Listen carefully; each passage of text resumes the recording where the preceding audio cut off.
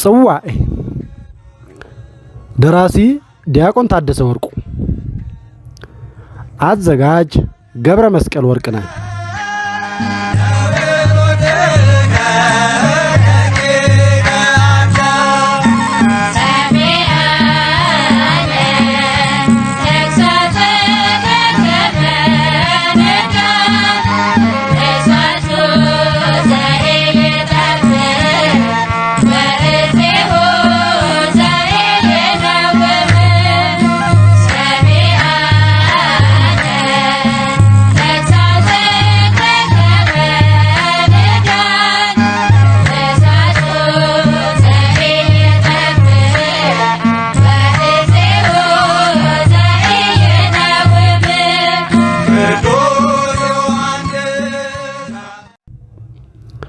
ክፍል 7 ፖለቲካዊ ቀውስ። ባለፉት ክፍሎቻችን የአንጾኪያ ከተማን ቀውሶች በተመለከተ በተለያዩ ክፍሎች ሁለት ክፍሎችን ማየታችን ይታወሳል። ማህበራዊና ኢኮኖሚያዊ ቀውሶችን። አሁን ቀጥሎ ደግሞ የፖለቲካዊ ቀውሶችንና ሌሎቹን ክፍሎች ምን አይነት እንደሆኑ የምናይበት ክፍል ላይ ደርሰናል። ፖለቲካዊ ቀውስ ምን ይመስላል? የታላቁ ንጉስ ቆስጠንጢኖስ ዘመነ ንግስና 306 እስከ 337 ዓመተ ምህረት በቤተ ክርስቲያን ታሪክም ሆነ በሮማ ግዛት አጼ ታሪክ ወሳኝ ምዕራፍ ነበር። ንጉስ ቆስጠንጢኖስ በጥቅምት 28 ቀን 312 ዓመተ ምህረት ወሳኙን ጦርነት በድል አጠናቀቀ። በእርሱና በማክሲንዲዮስ መካከል በተካሄደው በነበረው ጦርነት ይህንን ወሳኝ ጦርነት በሚያደርግበት ሶስት ነገር ነበር። የመጀመሪያው ለዘመናት ጦርነት ይከፍትበት የነበረውንና የግዛት አጼው የምዕራብ ዳርቻ የነበረውን ሙሉ በሙሉ መቆጣጠር ስላስቻለው፣ ሁለተኛው ደግሞ ከዚህ ጦርነት ድል በኋላ ለሌሎቹ አውደ ውጊያዎች ድል እየተቀዳጀ ተቀናቃኞቹን እያባረረና ወደፊት በመገስገስ ምስራቃዊ የሮም ግዛትን ብቻውን መያዝ መቻሉ፣ ሶስተኛው ቀደም ሲል የአሕዛባውያንን ምልክት በመገበያያ ገንዘቡ ላይ ቢጠቀምም ወደ ጦር ግንባር ሲሄድ በጠፈር ሰማይ ያየው መስቀላዊ ቅርጽ ተአምርና ያስገኘለት ድል ስለ ክርስትና የበለጠ እንዲያውቅና ክርስቲያኖችንም እንዲወድ በማድረጉ ነበር።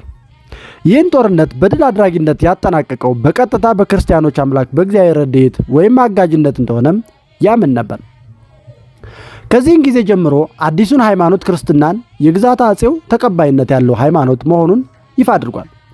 ድሉ የክርስቲያን አምላክ ጣልቃ ገብነት ቀጥተኛ ውጤት እንደሆነ ያምን ነበር። እናም ከዛን ጊዜ ጀምሮ አዲሱን እምነት በጋለ ስሜት የግዛት አጼው ስጋዊ ሃይማኖት አድርጎ ማስተዋወቅና ማስፋፋት ጀመረ ይለናል ሬዲክ።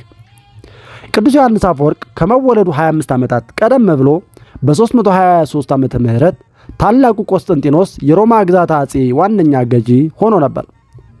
ንጉስ ቆስጠንጢኖስ በዛ በተነዋወጠ የፖለቲካ አየር ሆኖ ውስጥ አዲስ የህግና የፖለቲካ ማሻሻያዎችን አካሂዷል። እነዚህ የህግና የፖለቲካ ማሻሻያዎች ኦርቶዶክሳውያንን የጠቀሙትን ያህል ከእርሱ ሞት በኋላ የጥላቻና የመከራ ምንጭም በመሆን ቀጥለው ነበር። ኦርቶዶክሳውያንን የአሕዛባውያን የበቀል ሲሳይ አድርገዋቸው እንደነበር ማስታወስ ያስፈልጋል። ይህንን መንግስታዊ ሃይማኖት የመሆን መርገም ልንለው እንችላለን። ሆኖም በእርሱ ዘመን ንግስና በክርስትና ላይ ይደርስ የነበረውን መከራና ስደት ቆሞ በግዛቱ የሚኖሩ ክርስቲያኖች እንደ ማንኛውም እምነት ተከታዮች ሃይማኖታቸው በያዘው ወይም በሚያዘው ቀኖናና ህግ አምልኮታቸውን ለመግለጥ እንዲችሉ አድርጓል። ክርስትናም የመንግስቱ ብሔራዊ ሃይማኖት ወይም ስቴት ሪሊጅን እንዲሆን አድርጓል። ንጉሳዊ ጥበቃ የሚደረግለት ሃይማኖትም ሆኖ ነበር። ብዛ ሃይማኖት ባለው የሮማ ግዛት አጼ በዚሁ መልክ የቤተ ክርስቲያንና የቤተ መንግስት ጋብቻ እውን መሆኑ ንጉስ ቆስጠንጢኖስ በአተኩሮት ለሚከታተሉት አዲስ የማጥመቂያ ሁነት ሆኖ ነበር። ይህ ደግሞ በፖለቲካዊ ውጥረት በዞሲመስ የታሪክ መጻሕፍት በሶፊስታዊው ኤናጳስ አስተያየትና በሊቫኒዮስ አቀጣጣይ ንግግር ላይ በግልጽ ተንጸባርቀዋል። ንጉሥ ቆስጠንጢኖስ አዲሷን ሮም በምስራቅ ለመገንባት ፍላጎት ማሳየቱም ተቺዎቹን በእጅጉ አስቆጥቷቸው ነበር። ከዚህም በተጨማሪ ከፍተኛ ግብር በመጣልና የዜጎችን የጋራ ሀብት በማባከን ለራሱ ልዩ ልዩ መታሰቢያዎችን መገንባቱ፣ ግዛተ አጼውን ለ4 ግዛቶች መክፈሉ፣ ወታደሮቹን ከድንበሮች ላይ ማንሳቱና ከተማዋን ያዳህያት ቅንጡ የኑሮ ዘይቤውና አላስፈላጊ ስጦታዎቹም የፖለቲካ ቀውሱ መብለያ ማዕከላት ነበሩ። እንዲህ አይነት ድርጊቶችን ነቅሰው እያወጡ ለፖለቲካዊ ቁማሮቻቸውና ለሃይማኖታዊ ፍላጎቶቻቸው ከሚጠቀሙ ተቺዎች መካከል ዋነኛው ተጠቃሽ የታሪክ ጸሐፊው ዞሲመስ ነበር። ይህ ሰው ክርስትናና ክርስቲያኖች ላይ ካለው ጽኑ ጥላቻ የተነሳ ክርስቲያን ንጉሥ በሆነው ንጉሥ ቆስጠንጢኖስ ላይ እንዲህ አይነት ክስ ቢያቀርብበት አይገርምም የሚሉም የታሪክ ምሁራን አሉ። እርሱ በተበላሸው የገንዘብ ፖሊሲው ላይ ብቻ አተኮረ እንጂ ከእርሱ ሞት በኋላ የቀጠለውን የተረጋጋ ኢኮኖሚ መናቅ አልነበረበትም ያሉም ምሁራን ነበሩ። በእርግጥ ንጉሥ ቆስጠንጢኖስ በግዛት አጼው ያካሄደው የፖለቲካና የሃይማኖት ለውጥ በጸናው ቤተ ክርስቲያን ታሪክ ያልገመተ በጎ ተጽዕኖ አምጥቷል። የታላቁ ቆስጠንጢኖስ ውሳኔ ተጽዕኖ እርሱ ከሞተ በኋላ ከ50 ዓመታት በኋላም በማለፍና ለቅዱስ ዮሐንስ አፈወርቅ የሃይማኖት ነጻነትን በማጎናጸፍ የአንጾኪያ ምዕመናን በግልጽና በስልጣን እንዲያስተምራቸው ተረድቶታል። አስቀድመን ለመመልከት እንደሞከርነው ቤተ ክርስቲያን በዘመነ ቆስጠንጢኖስ የመንግስት ሃይማኖት መሆኗን ተከትሎ የቤተ መንግስትና የቤተ ክህነት ጋብቻ ጅማሮ ሆኖ ነበር። ይህ የቤተ መንግስትና የቤተ ክህነት ጋብቻ ጅማሮ የፖለቲካውንና የሃይማኖቱን የኃይል አስተላለፍ በመቀየሩ ቅሬታ የገባቸው የሥልጣን ቁንጮ ልሂቃን እንዲከሰቱ አድርጓል። ቅድመ ቆስጠንጢኖስ የፖለቲካና የሃይማኖት ምህዋረ ኃይል የነበሩት አሕዛባዊነትና አሕዛባውያን ልሂቃን ከመድረኩ እየተገለሉ ሄዱ።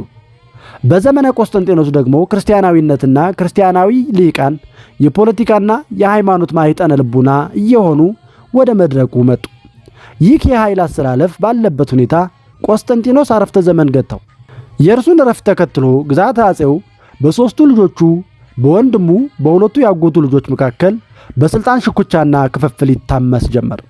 በዚህ ወቅት ቁስጣንዲዩስ የግዛት አጼውን የምስራቃዊ ክፍል ሙሉ በሙሉ የመቆጣጠር ዕድል ገጠመው። እንደ ዞሲመስ ታሪካዊ ዘገባ ከሆነ ደግሞ የታላቁን ቆስጠንጢኖስ ሞት ተከትሎ ቁስጣንዲዩስ ወዲያው በመፍጠን ያጎቱን ልጆችና ሌሎች ጥቂት ተቀናቃኞቹን በሴራ ሞት በማስወገድና ሁለቱን ወንድሞቹን ከስልጣን ውጭ በማድረግ በ353 ዓመተ ምህረት የግዛት አጼው ወሳኝ ገዢ ሆኖ ወጣ። በዚህ መልኩ ፖለቲካዊ ቀውሱ በስልጣን ሽኩቻና በመገዳደል ከዘመነ ንጉሥ ቆስጠንጢኖስ ወደ ዘመነ ንጉሥ ቆስጣንዲዮስ እየተበላላና እየጋመ ደረሰ። ቆስጣንዲዮስ ለግዛት አጼው ውጫዊና ውስጣዊ ስጋቶችን በተደቀኑበት በዚህ ዘመን ቅዱስ ዮሐንስ አፈወርቅ በአንጾኪያ የመጀመሪያ ደረጃ ትምህርቱን መከታተል ጀምሮ ነበር። በዚህ ዘመን ቆስጣንዲዮስ በምስራቁ የግዛቱ ክፍል በየጊዜው ወደ ጦርነት እንዲገባ ቢያደርጉት በርካታ ጠላቶች ገጥመውት ነበር። እነዚህ ጠላቶቹ አሦራውያን፣ ፋርሳውያንና ሳራክንሳውያን እንደነበሩና ቀጣይ የብስጭት ምንጭም እንደሆኑበት አሚያኑስ ማርሲሊኖስ በታሪክ ዘገባው ተመላክቷል። አሦራውያን የሚገኙት በታናሽ እስያ ተራራዎች ውስጥ ነበር። የእነርሱ ተደጋጋሚ ጥቃትና የጎሬላ የጦር ስልት ለንጉሠ ነገሥቱ በሥጋው ውስጥ ያሉ እሾህ ሆነውበት ነበር። በምስራቁ የግዛቱ ክፍል ፋርሳውያንም በሳፖር መሪነት ዋነኛ ስጋት ሆነውበት ቀጠሉበት። የአንጾኪያም ከተማ እነርሱን ለማጥቃት እንደ ጦር ቀጠና ሆና ታገለግል ስለነበር እርሷም የጥቃት ኢላማ ነበረች። የወደፊቶቹ ንጉሠ ነገሥቶችም በምስራቅ በኩል ያሉ ጠላቶቻቸውን መቋቋም ችለዋቸው ነበር። ተዘዋዋሪ የሳራክን ወታደሮችም ወቅታዊ ጥቃቶችን በማድረስ ሁኔታውን አወሳስበውት ነበር። ንጉሥ ቆስጣንዲዮስ በምዕራብ በኩል የነበረውን ችግር ተቋቁሟል። ድንበር አካባቢ እያደገ የመጣውን ከፍተኛ ተቃውሞ ለመፍታት ቆስጣንዲዮስ ያጎቱን ልጅ ኡልያኖስን እንደ ቄሳር በ355 ዓመተ ምህረት ሾመው። በኋላ ሁለቱም የሥልጣን ሽኩቻ ውስጥ ቢገቡም ቄሳር አድርጎ እንደሾመው በጎል መዋጋት የሚያስችለውን ሙሉ ሥልጣንም ሰጥቶት ነበር። ጎል ማለት በላቲኑ ጋሊያን ለመጀመሪያ ጊዜ በሮማውያን የተገለጸው የምዕራብ አውሮፓን ክልል ነበር።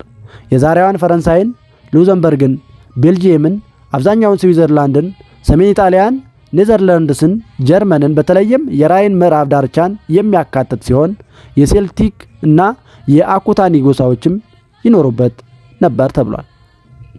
እንደ ዞሲመስ ዘገባ ከሆነ ኡልያኖስን ቄሳርና የጎልጦ የጦር መሪ እናድርጎ እንደሾመው ምክር የለገሰችው የራሱ የንጉሥ ቆስጣንዲዮስ ሚስት ነበረች። የእርሷንም ምክር ዞሲመስ እንዲህ ሲል ጠቅሶታል። እሱ ወጣትና ጥበብ የለሽ ባህሪ ያለው ነው። ሕይወቱን በሙሉ ዕውቀትን ለመፈለግ ያደረ በመሆኑ ተግባራዊ ጉዳዮችን ፈጽሞ አያውቅም ብለዋለች። ይህ የእርሷ ምክር ለባለቤቷ የንግስና ዙፋን ስጋት ሊሆን የሚችሉትን ስልጣን በመስጠት ማስታገስ ነበር። በተለይም የታላቁ ቆስጠንጢኖስ ንጉሳውያን ቤተሰቦችን ማስታገስ ነበር። ሆኖም ግን አልተሳካም። በትምህርቱም እጅግ ደካማ፣ ንግግር የማይሆንለት ንጉሥ ቆስጠንጢኖስ የንግስና አልጋ ሌባ ተደርጎ መታየቱም ሌላ የስልጣን መነጠቅ ስጋት ውስጥ ከቶት ነበር። በዚህ የተነሳ ለስልጣኔ ያሰጋኛል ብሎ የሚያስበውን ሰው ያለ ፍርድ ይቀጣል፣ ያስራል፣ ይገላል። አንጾኪያውያን ፖለቲካዊ ቀውስ በወለደው የእርስ በርስ ግጭት በመክተት ስኬታማ የሆነው ቆስጠንጢኖስ ጨቋኝ በሆነው የፋይናንስ ፖሊሲውም በግዛት አጼው ዜጎች እጅግ ይጠላ ነበር። በውጭ ጦርነቶችም ኪሳራ ቢያጋጥመውም ቅሉ በእርስ በርስ ግጭቶች ስኬቱ ተደስቷል። የፋይናንስ ፖሊሲዎቹ ደግሞ በግዛት አጼው ዜጎች ዘንድ ጨቋኞችና የተጠሉ ነበሩ። ቆስጠንጢኖስ በንግስና ያገዛዝ ዘመኑ በሙሉ በተከታታይ ዙፋኑን ሊነጥቁት የሚችሉትን እና አቅም የነበራቸውን የዙፋን ነጣቂዎችን በሙሉ ተጋፍጧቸዋል። ከአጎቱ ልጅ ኡልያኖስ በስተቀር ሁሉንም የስልጣን ስጋቶችን በመከላከል ውጤታማ ነበር። ነገር ግን ኡልያኖስን ለማስወገድ እየተንቀሳቀሰ በነበረበት ወቅት በወባ በሽታ በ361 ዓመተ ምህረት ሞተ። ቆስጠንጢኖስ አንጾኪያን እንዲህ አይነት ፖለቲካው ጥንቅጥ ውስጥ ከቷት ሞተ። አንጾኪያም ከአሮጌው የፖለቲካ ቀውስ ወደ አዲሱ የፖለቲካዊ ቀውስ ተሸጋገረች። አሕዛባዊው ንጉሥ ኡልያኖስ ከአጎቱ ልጅ ከቆስጠንጢኖስ ግድያ አምልጦ ወደ ንግስና አልጋ መጣ። የተወለደው በ331 ዓመተ ምህረት በቆስጠንጥንያ ነበር። የግሪክ ባህልንና የሥነ ንግግር ጥበብን በቆስጠንጥንያና በአቴና ትምህርት ቤቶች ተምሯል። የሥነ ንግግር ጥበብን ከቅዱስ ዮሐንስ አፈወርቅ መምህር ከሊባኖስ የተማረው ኡልያኖስ ወደ ንግስና አልጋ ሲመጣ ቅዱስ ዮሐንስ አፈወርቅ ወጣት ነበር። ንጉሥ ኡልያኖስ ከሊባኖስ ጋር ከተማሪነት ያለፈ ጥብቅ ግንኙነት ነበረው። ሊባኖስም ንጉሥ ኡልያኖስ ክርስትናን በማጥፋት አሕዛባዊነትን ለማስፋፋት በሚያደርገው ዘመቻው እጅግ አድርጎ ያደንቀው ነበር። በንጉሥ ኡልያኖስና በሊባኖስ መካከል የነበረው ግንኙነት ምን ያህል ጥብቅ እንደነበረ ኡልያኖስ ሲሞት ሊባኖስ በቀብር ስነ ስርዓቱ ላይ ተገኝቶ ስለ ግንኙነታቸው ጅማሬ ያደረገው የሚከተለው ንግግር ገላጭ ነው። ያለ አንዳች የሐሰት ምስክር ንግግሬን የሚካፈልበትን ዘዴ ያገኘ፣ በየዕለቱ ትምህርታዊ ንግግሮችን የሚያስተላልፍለትን አንድ ሰው በከፍተኛ ወጪ አግኝቶ ነበር። እናም እዚህ ላይ ግብዝናውን በከፍተኛ ደረጃ አረጋግጧል። ምክንያቱም ከእኔ ጋር ምንም አይነት ግላዊ ግንኙነት ሳይኖረው ከመደበኛ ተማሪዎቼ በተሻለ መልኩ የኔን ዘይቤ አስመሰለ። በዚህም እጅግ ረቂቅ በሆነ መንገድ የአቀራረባቸውን ብልህነት በድካሙ ፍሬያማነት በልጧል። ከተማሪዎች አንዱ ነው ተብሎ የሚታሰብበት ምክንያት እርሱ በኋላ ባቀናበራቸው ንግግሮች ውስጥ ከንግግሮቼ ጋር የተወሰኑ ተዛምዳዊ ቁርኝነት ያላቸው ተካተው በመገኘታቸው ነው ብሏል። በኋላ ንጉሠ ነገሥቱ ኡልያኖስ መኖሪያውን በአንጾኪያ አድርጎ መኖር ሲጀምር ጓደኝነታቸው ግላዊ ሆኖ ነበር። በዚህም ግላዊ ጓደኝነት ተጽዕኖ ይመስላል ኡልያኖስ የክርስትና ሃይማኖትን በመተው ሊባኖስን በአሕዛባዊነት የመሰለው። በአዲስ አፍላጦናውያን ጥናቶቹ አማካኝነት በሚስጥር ወደ አሕዛባዊነት ተለውጦ ነበር።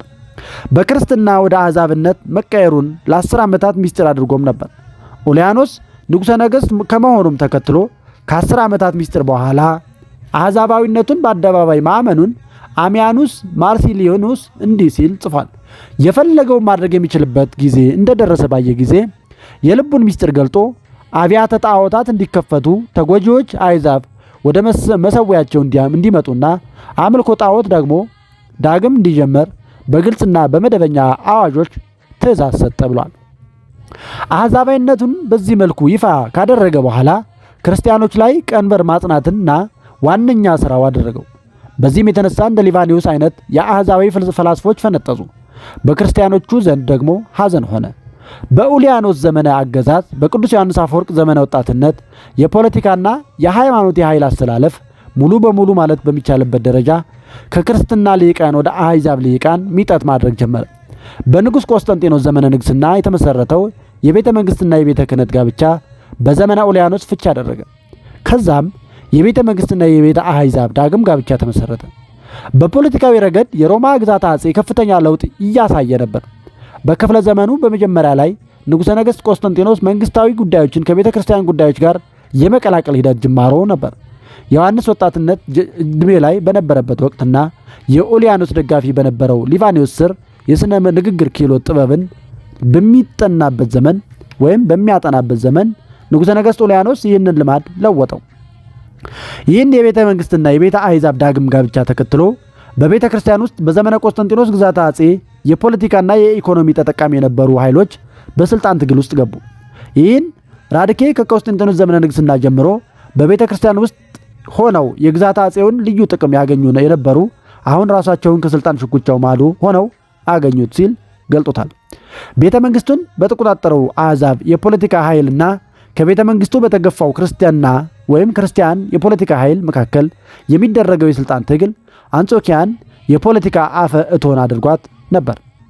ቅዱስ ዮሐንስ አፈወርቅ በዘመነ ኡልያኖስ በወጣትነት ዕድሜ ውስጥ ቢሆንም ቅሉ አሕዛባዊው ንጉሥ ኡልያኖስ ብሉይ አሕዛባዊ ባህልን እና አሕዛባዊ የመስዋዕት ስርዓትን በአንጾኪያ እንዲያንሰራራ ለማድረግ በክርስቲያኖች ላይ የሚያደርገውን አስከፊ ተጽዕኖ ይመለከት እንደነበር ሲገልጽ፣ ራድኬም እርሱ የአረማውያን መስዋዕቶች ማንሰራራትና የኡልያኖስ ጥንታዊ አረማዊ ባህልን የማደስ ሙከራ ያሳደረውን ተጽዕኖ አይቶ ሳይሰማው አልቀረም ነበር ብሏል። ኡልያኖስ ከልጅነቱ ጀምሮ ከወንድሙ ከጋላስ ጋር በኦርቶዶክሳዊ አስተምህሮ ያደገ ነበር። በኋላ አስተዳደጉም ችግር ነበረበት። እርሱን ያስተማረው የፖለቲካዊ አርዮሳዊ አውሳቢዮስ ዘኒቆሚዲያ ነበር። ራሱን አረሚ ካደረገ በኋላም በታላቁ ቆስጠንጢኖስ ለቤተ ክርስቲያን በሕግ የተደነገገላትን መብቶች በሙሉ ሻራቸው። ክርስቲያኖች የሥነ ንግግር ጥበብና የፍልስፍና ትምህርት እንዳይማሩ በሕግ ከለከለ። ከግዛት አጼው የጦር ሰራዊት ውስጥ ክርስቲያኖች ተለቅመው እንዲባረሩ አደረገ። ከዚህ በፊት አሕዛብ መስዋዕት የሚሰዉባቸው ስፍራዎቻቸው ነበሩ በሚል ሽፋን ክርስቲያኖች ሥርዓተ አምልኮ የሚፈጸሙባቸውን ስፍራዎች እየነጠቀ ለአሕዛብ ሥርዓተ አምልኮ መፈጸሚያነት መስጠት ጀመረ ይለናል ታሪኩ።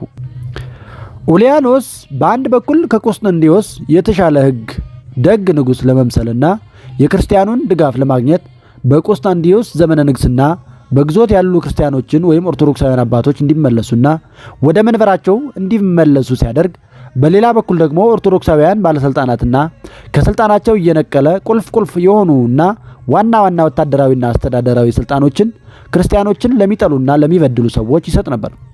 በዚህም የተነሳ ክርስቲያኖች ይደርስባቸው የነበረውን መከራ ዲያቆን ያረጋል አበጋዝ እንዲህ ሲል ገልጦታል። ሁኔታዎችን ካመቻቸ በኋላ ጁሊያን ወይም ኡልያኖስ እውነተኛ ማንነቱን ይፋ አደረገ። በዚህን ጊዜ ጣዖት አምላኪዎቹ የልብ ልብ አገኙ። አብያተ ጣዖቶቻቸውንም እየከፈቱ አስጸያፊ የሆኑ መተተኞቻቸውን በይፋ መፈጸም ጀመሩ። ክርስቲያኖችን መሳደብና በእነርሱ ላይ ማፌዝና መቀለድ ጀመሩ። በዚህ ወቅት የተበሳጩት ክርስቲያኖች ሁኔታው እየባሰ ስለሄደ አስጠፌታ ወይም አጸፌታ እንመልሳለን ሲሉ ጣዖታውያን በጁሊያን የተሰጣቸውን ሙሉ ድጋፍና ነጻነት በመጠቀም ብዙ ክርስቲያኖችን ገደሉ። ክርስቲያኖችም ለጁሊያንና እርሱ ለሾማቸው ባለስልጣናቱ አቤት ቢሉም ሰሚ አላገኙም። በዳዩም ዳኛውም አንድ በመሆኑ ክርስቲያኖች ተሰቃዩ። ንጉሥ ኡልያኖስ እጅግ ሲበዛ በሸፍጥ የተካነ ነበር። በእርሱ ትእዛዝና ውሳኔ የተፈጸሙ ግፎችንና ግድያዎችን ሳይቀር በታች ሹማምንቱ ወይም በጣት በሚቆጠሩ ክርስቲያን ሹማምንት ያላክክ ነበር። ከጀርባ ክርስቲያኖች ላይ ግፍ እንዲፈጸም እያዘዘ ከፊት ራሱን የክርስቲያኖች ወዳጅ አድርጎ የማቅረብ ሸፍጥም ቀላል ነበር።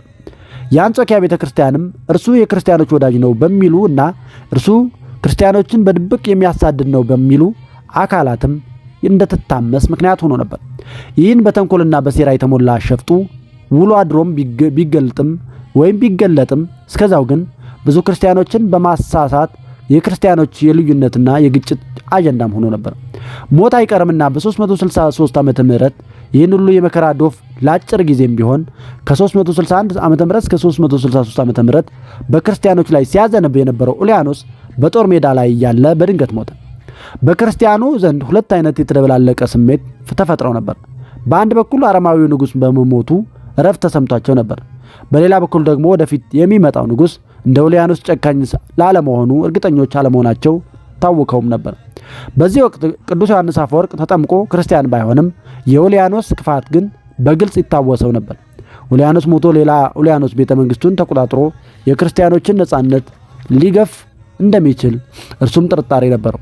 በዚህም ወቅት ኡልያኖስን በተመለከተ የሚከተለውን ብሎ ነበር። ኡልያኖስ ሁሉንም በክፋት በመብለጥ ወደ ንግስና አልጋው በመጣ ጊዜ ወይም በወጣ ጊዜ በትረ መንግስቱን በጨበጠ ጊዜ ወዲያው በእግዚአብሔር ላይ እጁን አነሳ። የገሊላውያንን ወይም ክርስቲያኖችን ሕዝብ በምድረ በዳ እንደሚያጠፋ ቃል ገብቶም ነበር። የክርስቲያኖችን ስም አስጸያፊ አድርጎ ስለቆጠረም እኛን በስማችን ሊጠራን አልወደደም፣ በሌላ ስም እንጂ። በዚህ መንገድ ሊያሳፈረን ያልወደደው በምን ምክንያት ነው? የክርስቶስ በሆነው መጠራት ታላቅ ጌጥ እንደሆነ ያውቅ ነበርና። በዚህም ምክንያት ይህን ጌጥ ሊገፍና እርሱን መስበክን እንድናቆም ሁሉን ነገር አስነሳ። ነገር ግን አንተ ጎስቋላና ምስኪን ሰው ሆይ ይህ የማይቻል ነበር። የኡልያኖስን ድንገተኛ ሞት ተከትሎ ክርስቲያናዊው ንጉሥ ጆቪያን ወደ ንግስና አልጋ መጣ። ጆቪያንም በርካታ ውድመት ከተመዘገበና ብዙ ኪሳራ ከደረሰ በኋላ ከአደገኞቹ ፋርሳውያን ጋር የሰላም ስምምነት መፈራረም ቻለ። ንጉሥ ጆቪያን ንጉሳዊ ስልጣኑን እንደተቆናጠጠ ቤተ ክርስቲያንን በሚመለከት ኡልያኖስ ቀደም ሲል ያራምድ የነበረውን የጸረ ክርስትና ፖሊሲ ቀይሮታል። ቀደም ሲል በንጉሥ ቆስጠንጢኖስ ቀዳማዊ ለቤተ ክርስቲያን ተሰጥቷት የነበሩትንና በኋላ ንጉሥ ኡልያኖስ በአዋጅ የቀማትን መብቶች በአዋጅ መለሰ። የንጉሥ ጆቪያን ወደ ንግስና የመምጣትና የኡልያኖስ ሞት ለቤተ ክርስቲያን ውጫዊ ስጋቶቿንና ጥቃቶቿን ቢያስቆምላትም ውስጣዊ የትምህርተ መለኮት ውዝግቧን ግን ማረቅ አላስቻላትም። ውስጣዊ ሰላምንም ማምጣት አልተሳካም። እንዲያውም ካህናቱ ጦርነቱን በራሳቸው ማዕረግ ውስጥ በማድረግ ቤተ ክርስቲያንን ለሌላ ዙር መከራ ዳርገዋት ነበር ይለናል። ንጉሥ ጆቪያንም በነገሰ በ8ኛው ወር ሞተ። የሞቱ ምክንያት ላይ ሁለት አስተያየት ይሰጣል። አንዳንድ የታሪክ ጸሐፊዎች ከመጠን በላይ በመመገብ በቁንጣን መሞቱን ሲዘግቡ፣ ሌሎች ደግሞ በከሰል ጢስ ታፍኖ እንደሞተ ዘግበዋል። ከእርሱ ቀጥሎ በሰራዊቱ ምርጫ ቫሌንቲኒያ ቢነግስም እርሱም ብዙም ሳይቆይ ሞተ። ወንድሙ ቫሌንስም ተካው። እርሱም አስቀድሞም የምዕራብ ክፍል ንጉሠ ነገሥት በነበረው በታላቅ ወንድሙ በቫሌንቲኒያን የምስራቃዊ ክፍሉ ንጉሠ ነገሥት በመሆን በ364 ዓ.ም ተሾሞ ነበር። ቫሌንስ መልካሙን የንግስናውን ጊዜ ያሳለፈው በአንጾኪያ በመቀመጥ ነበር። ቅዱስ ዮሐንስ አፈወርቅ በዚህን ወቅት ተጠምቆና መንኩሶ ገዳማዊ ሕይወትን የጀመረበት ወቅት ነበር። ይህንን ራድኬ ሲገልጥ ዮሐንስ ክርስትናን የተቀበለው የሃይማኖት ትምህርቱንም የጀመረውና እንደመነኮሰ ለመኖር ከተማውን የለቀቀው በእነዚህ ዓመታት ውስጥ ነበር በማለት ነው። ቫሌንስ እርሱ ካለፈ በኋላ ስሙ እንዲጠራ በማሰብ ለአንጾኪያ ከተማ ታላላቅ የመሰብሰቢያ አደባባይ አስገንብቶ ነበር። ሆኖም ግን ካስገነባው አደባባይ ይልቅ በፍጹም ጭካኔው ይታወስ ነበር። በዚህም የተነሳ በአንጾኪያውያን ክፉኛ ይጠላ ነበር። አሚያኑስ ማርሲሊየነስ የጭካኔውን ጥግ በሌሎች ሰዎች መከራና ሰቆቃ ዘውትር ለማትረፍና የተሻለ ለማግኘት የተዘጋጀ ሲል ይገልጠዋል።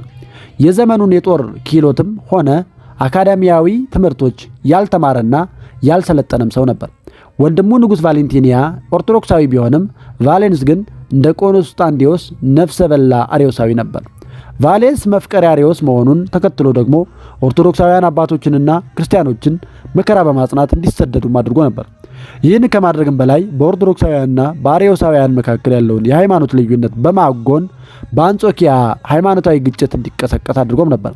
በኦርቶዶክሳውያን መካከል የሚፈጠሩ ልዩነቶችንም በማስፋት ለፖለቲካዊ ቁማሮቹ ይጠቀምበት ነበር። ይህንንም ራድኬ ሲገልጥ እንደሚከተለው ነው። የእርሱ በአንጾኪያ መገኘቱ ብቻ በተለያዩ የክርስቲያን ቀሳውስትና በተከታዮቻቸው መካከል ቀድሞም የነበረውን የከፋ ሃይማኖታዊ ውጥረት አባባሰው ብሏል። ይህም ብቻ አልነበረም። ከታላቅ ወንድሙ ከቫሌንቲኒያ ሞት በኋላ ቫሌንስ በግዛት አጼው ሰሜናዊ ድንበር ከአጎራባች ነገዶች ወረራ ገጥሞትም ነበር። ይልቁንም የጅብ ችኩል አይነት ሰው በመሆኑና የግዛት አጼው ምዕራባዊ ግዛት ገዢ ከሆነው ከንጉሠ ነገሥት ግራቲኒያ ወይም ግራቲያን ድጋፍ መጠበቅ ሲገባው ከወራሪዎቹ ጋር በ378 ዓመተ ምህረት ባድሪያኒፔል የጦር ግንባር ጦርነት በመቅጠም ወሰደ። ውስኖም አልቀረ ጦርነት ውስጥ ገባ። ውጤቱም አውዳሚ ነበር። በሚያሳዝነው ሁኔታ ቫሌንስም ተገደለ። ሰራዊቱም እግሬ አውጭኝ እያለ ሸሸ። ባድሪያኒፔል ሮማውያን ጦር የደረሰበትን አውዳሚ ሽንፈትን ተከትሎ ንጉሠ ነገሥት ግራቲያን ቴዎዶሲዮስን የግዛት አጼው ምስራቃዊ ግዛት ንጉሥ አድርጎ በ379 ዓ.ም ሾመው። በዚህን ወቅት ቅዱስ ዮሐንስ አፈወርቅ በአንጾኪያ በወርቃማው ቤተክርስቲያን አትሮንሱ ፊት ቆሞ ማስተማር ጀምሮ ነበር። የቴዎዶሲዮስ የትውልድ ከተማ የስፔኗ ካውካ ከተማ ናት። የሮማ ግዛት አጼ ምዕራባዊ ድንበር የጦር ጀነራል ሆኖም አገልግሎ ነበር። የእርሱ አባት በጦር ውሎ ባስመዘገባቸው ወታደራዊ ድሎች ምክንያት በቤተ መንግስቱ ውስጥ ፖለቲካዊ ቅናቶቹ ተቀስቅሶ ነበር። በዚህም ቅናት በወለደው ፖለቲካዊ ሽኩቻ ምክንያት በ375 ዓመተ ምህረት በስቅላት ከመገደሉ በፊት በእንግሊዝ በራይናና በአፍሪካ ወሳኝ ወታደራዊ ዘመቻዎችን መርቶም ነበር።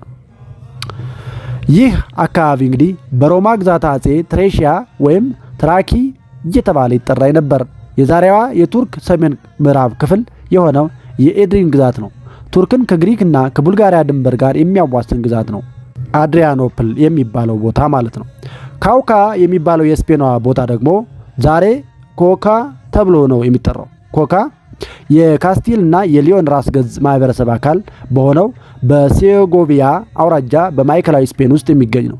ከአውራጃውም ዋና ከተማ ሴጎቪያ ወይም ሴጎሺያ በስተ ሰሜን ምዕራብ 50 ኪሎ ሜትር ርቀት ላይ እና ከቫላዶሊድ 60 ኪሎ ሜትር ርቀት ላይ የምትገኝ ከተማ ነች ይቺ ካውካ የምትባለው ቦታ ማለት ነው። ሌላው ራይናን የሚባለው የጀርመኑ ደግሞ ራይን ዛሬ በአውሮፓ ውስጥ የሚገኝ ታላቅ ወንዝ ነው። ራይን ወንዝ ይህ ወንዝ 1233 ኪሎ ሜትር ያህል የሚረዝም ሲሆን ዓለማችን ከሚገኙ ወንዞች 123ኛ ረጅሙ የወንዝ ነው። ወንዙ በዚህ ርዝመቱ ጀርመን፣ ፈረንሳይ፣ ስዊዘርላንድ፣ ኔዘርላንድ፣ ኦስትሪያ፣ ሊክተንስታይን እና ጣሊያን ውስጥ 198735 ኪሎ ሜትር ካሬ ያህል ስፋት ያካልላል። ይህን ያህል ርዝመትና ስፋት በሀገሪቱ ላይ ካካለለ በኋላ የወንዙ መዳረሻ ሰሜን ባህር ነው። ከዚህም በኋላ እንግዲህ ልጁ ቴዎዶሲዮስም በእርሱ ስር በመሆን ከእርሱ ባልተናነሰ በምድር ሆነ በባህር ከስኮትስ እና ሳክሶን ሙሮችና ጎቶች ጋር በተደረጉ ጦርነቶች ለመሳተፍ ችሎታውን ያሳየዝ ነበር። ሆኖም ቴዎዶሲዮስ አባቱን በስቅላት መሞት ተከትሎ ከወታደራዊ አገልግሎት ጡረታ ወጥቶ ወደ ትውልድ ሀገር ወደ ስፔን ተመልሶ ነበር። የግዛት አጼውን ምስራቃዊ ግዛት እንዲያስተዳድር የተጠራው ከዚህ የጡረታ ህይወቱ ነበር። ቴዎዶሲዮስ ኦርቶዶክሳዊ ክርስቲያን ነበር። እንደ ስፔን ሰው ሁሉ በስላሴ አንድነትና ሶስትነት ፍጹም አማኝ ነበር። የፋርስ ሰዎች አፍርሰውት የነበረውን የእመቤታችን የድንግል ማርያምን መቃብር የሚገኝበትንና ከኢየሩሳሌም ውጭ የምትገኘውን ጌቴሰማኒን ያሰራው እርሱ ነበር። እንደ ወታደር በግዛት አጼው ውስጥ በሙሉ አንድ ወጥ የሆነ ሃይማኖት፣ እምነትና የቤተ ክርስቲያን ስርዓት ለመመስረት ይጨነቅ ነበር። ነገር ግን እንዲህ ያለው ተግባር ወታደራዊ ጠላቶቹን ከመቀነስ የበለጠ ተግባራዊ ሊሆን አልቻለም። በአፋኝ አዋጆችም ከአሕዛባዊነትም ሆነ አርዮሳዊነትም በጥቂት ዓመታት ውስጥ ሊጠፉ አልቻሉም። ቴዎዶሲዮስ ራሱ የተጠመቀው ሕይወቱ በጽኑ ሕመም ለመሞት በተጋለጠና በነገሰ በመጀመሪያ ዓመት በ380 ዓመተ ምህረት ነበር። ከዚያም የራሱን የእምነት መግለጫ በተገዢዎች ዘንድ ተቀባይነት እንዲያገኝ ፍላጎቱንና ደስታውን አስታውቋል። በቴዎዶሲዮስ የሀገር አመራር ዘይቤ ላይ ሁለት አይነት ታሪካዊ ምልከታዎችን ይንጸባረቃሉ። እንደ ዞሲመስ አይነት ክርስትናን የሚጠሉ አሕዛባዊና የዓለማዊ የታሪክ ጸሐፊዎች በአመራር ብቃቱ ላይ ጥርጣሬና ንቀት አላቸው። የውጭ ፖሊሲውንም አጥብቀው ይተቻሉ። በጦር ግንባር ለተገኙት ድሎች ወሳኞቹ ጀነራሎች እንጂ እርሱ አይደለም ይላሉ። የሮማ ግዛት አጼ ከተሞችን ከበርበሮች ጥቃት በመከላከል ረገድ ለተገኙ ወታደራዊ ድሎች የእርሱ አመራር ብቃት ሳይሆን የጦር ጀነራሎች ብቃት ነው ብለውም ጽፈዋል። የቤተ ክርስቲያን ታሪክ ጸሐፊዎች ግን የአመራር ዘይቤውን ያደንቃሉ። ይሁንና ቫሌንስን ሞት ተከትሎ ክርስቲያናዊው ንጉሥ ቴዎዶሲዮስ አስቀድመን በጠቀስነው መልኩ በመንገሱ የቤተ ክህነትና የቤተ መንግስት ጋብቻ ዳግም ተመሰረተ። በንጉሥ ቆስጠንጢኖስ ዘመነ ንግስና መሰረቱን የጣለው የቤተ መንግስትና የቤተ ክህነት ጋብቻ በንጉሥ ቴዎዶሲዮስ ዘመነ ንግስና በእጅጉ ተጠናክሮና ሰፍቶ ተገኘ። ይህንን መንግስታዊና ቤተ ክህነታዊ ጋብቻ ተከትሎ በአንድ በኩል አረማዊ አምልኮና መስዋዕት በአዋጅ እንዲከለከል ሲደረግ፣ በሌላ በኩል ደግሞ በቤተ ክርስቲያን ውስጣዊ ጉዳይ ጭምር መንግስትም ጣልቃ ገብነቱ እጅግ ጨምሮ ነበር። ይህንን ዞሲመስ እንዲህ ሲል ይገልጠዋል። በቴዎዶሲዮስ ዘመነ ንግስና የንጉሠ ነገሥቱ ተሳትፎ በቤተ ክርስቲያን የውስጥ ጉዳዮች ላይ ጨምሮ ነበር። የአምልኮ ጣዖት ስርዓቶችንና መስዋዕቶችን የሚከለክል ሕገ ወጥም ወጥቶ ነበር።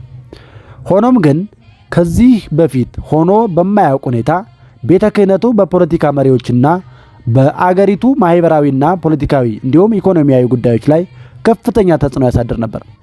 ቅዱስ ዮሐንስ አፈወርቅ በዚህን ወቅት በአንጾኪያ በወርቃማው ቤተ ክርስቲያን ማስተማር ጀምሯል። በሌላ በኩል ደግሞ ቅዱስ ዮሐንስ አፈወርቅ ለክህነታዊ አገልግሎት ወደ አደባባይ የወጣበት ዘመነ ቅስና መንግስታዊ ጭቃኔና የመልካም አስተዳደር እጦት ጫፍ ላይ የደረሰበት፣ የፍትህ ስርዓቱ ችግር ያለበት፣ የጅምላ እስሩና የፍትህ ስርዓቱን አድሏዊነት ወደ ሰማይ ይግባኝ ያስጠየቀበትና የህዝብ እንደራሴዎችም ኃላፊነታቸውን የዘነጉበት ወቅት ነው። ዳውኒ ይህንን ሲገልጥ የነቀዘና የደከመ ወይም የደካማ የሆነ ዳኝነት ስርዓት በመኖሩ ብዙ ወንዶች በእስር ተዳርገው ነበር።